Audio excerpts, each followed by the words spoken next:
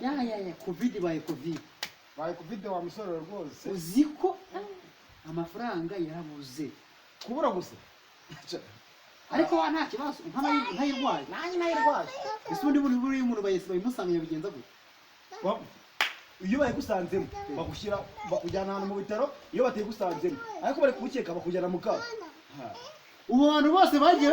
bari mu kato ahubwo bazanduzanya ubwo se ufata abantu 20 cyangwa 30 ukabashyira mu kato nuko utekereza ubundi iyo ubwato ari bavuga ngo n'ubwato bunini bagera kujya bonyine bashyira mu kato akato ahubwo nabwo ubwira ko ntabwo babizi ahubwo byo bashyira mu bwato kugira ngo bategerana n'undi bashyira mu metero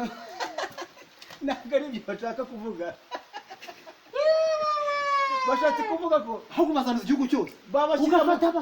ugafata abantu bandi ari benshi kwegerana n'ibyemewe baranduza ukabashyira mu kato bajye bashyira mu bwato oya